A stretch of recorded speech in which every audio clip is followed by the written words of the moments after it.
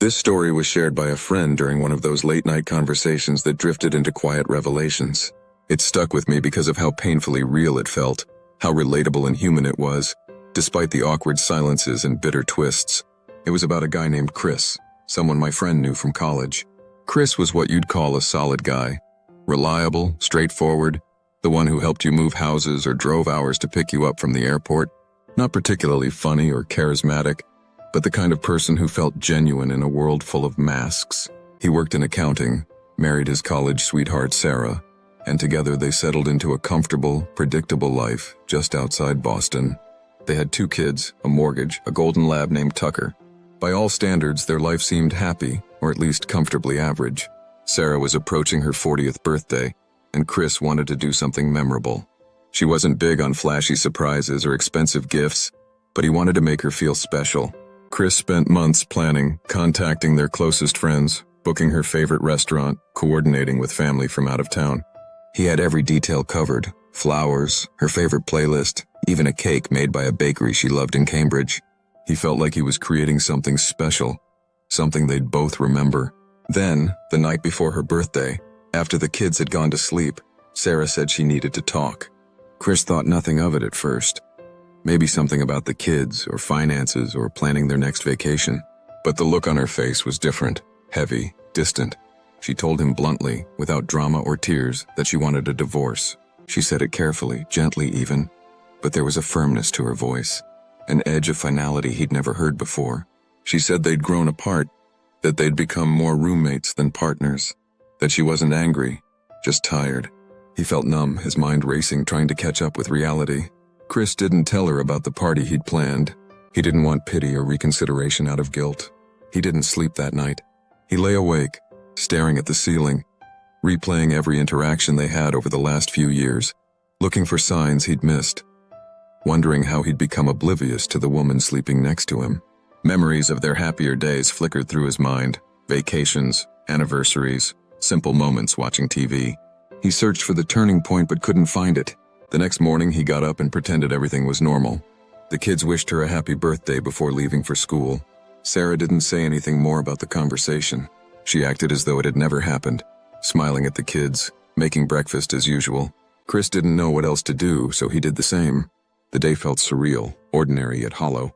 Every sound in the kitchen seemed louder, more pronounced. The clatter of dishes, the beep of the coffee machine, it all felt exaggerated in the quiet tension between them. By the evening, Chris had a choice: cancel the party or go through with it. He knew it would be painfully awkward, but somehow he couldn't bring himself to call everyone and cancel. Maybe deep down, he hoped Sarah would change her mind, that she would walk into the restaurant and see all their friends and family, and realize she didn't want to leave him after all. Hope, he realized, was a stubborn thing, and it lingered even when logic said it shouldn't. At 7, the guests started arriving. Chris greeted everyone warmly, thanked them for coming, said Sarah was running late. The restaurant was beautifully decorated, candles flickering, music soft in the background. The table set perfectly for Sarah and all their friends. Everyone chatted comfortably at first, sipping drinks, sharing stories, laughter filling the room.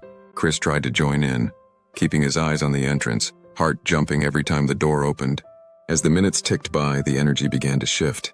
Laughter grew quieter, conversations became more tentative. Friends glanced at their watches. Chris repeated the same story. She's stuck in traffic. She had to take a call, but even he could hear how flat it sounded.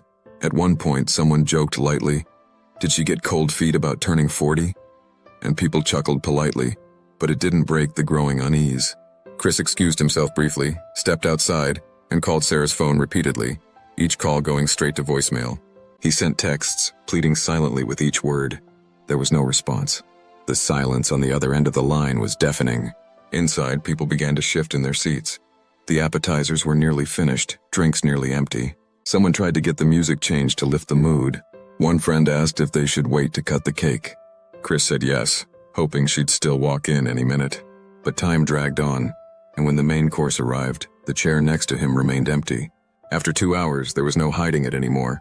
Everyone knew something was terribly wrong, though no one asked directly. The tension was palpable. Chris finally stood, thanked everyone for coming, apologized for Sarah's absence, made up an excuse about her feeling unwell. People nodded sympathetically, offered comforting words, but their eyes said they knew something deeper had happened. One by one they left, hugging Chris on their way out, whispering offers of support. Chris accepted each hug mechanically, feeling detached, like he was watching someone else's life. After everyone had gone, Chris sat alone at the empty table, the restaurant staff quietly clearing dishes around him. He felt exposed, vulnerable in a way he'd never imagined. The candles burned lower, their flickering light casting shadows across the empty chairs. Eventually, a waiter gently asked if he needed anything else.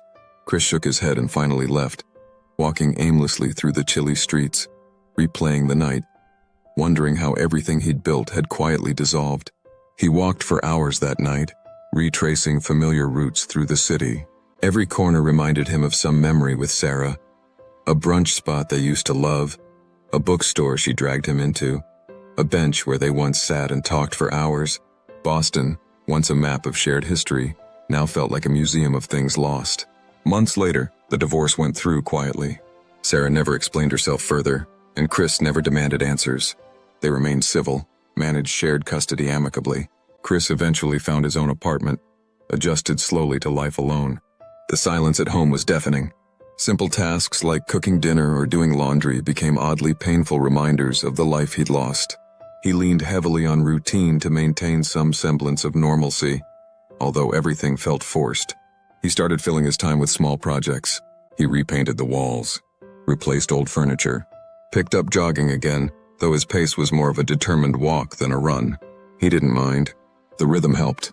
He subscribed to a few cooking YouTube channels, tried learning how to make bread from scratch. It was messy, imperfect, but it filled the kitchen with a kind of warmth he hadn't felt in months. He still ran into friends from that night occasionally, though they never spoke of it directly, the memory hanging between them like something fragile and unmentionable. Chris often wondered how much they really knew, what assumptions they'd made, but he didn't ask and they didn't offer. It became one of those quiet agreements among friends to never mention that night again. Yet despite all the pain and unanswered questions, Chris slowly began to rediscover himself. He took up running, joined a local book club, and even started attending cooking classes. The nights alone gradually became less overwhelming. The empty spaces in his apartment began to fill with new memories, different but meaningful in their own way. One evening, years after the divorce, Chris ran into Sarah at a school event. They exchanged polite smiles and small talk. It was brief, gentle, devoid of resentment or bitterness. In that moment, Chris felt a profound sense of peace. He realized life was full of unexpected endings, but also new beginnings. The empty table was no longer a symbol of loss, but a reminder of his resilience, the ability to endure and find purpose again. And sometimes, when Chris passed that same restaurant on his way home, he didn't look away anymore. He just nodded quietly to himself, like you do when passing the grave of someone you once loved, not with grief, but with gratitude that you survived it. Thank you for listening. Until the next heartbeat in a story, subscribe and stay for more love in every word.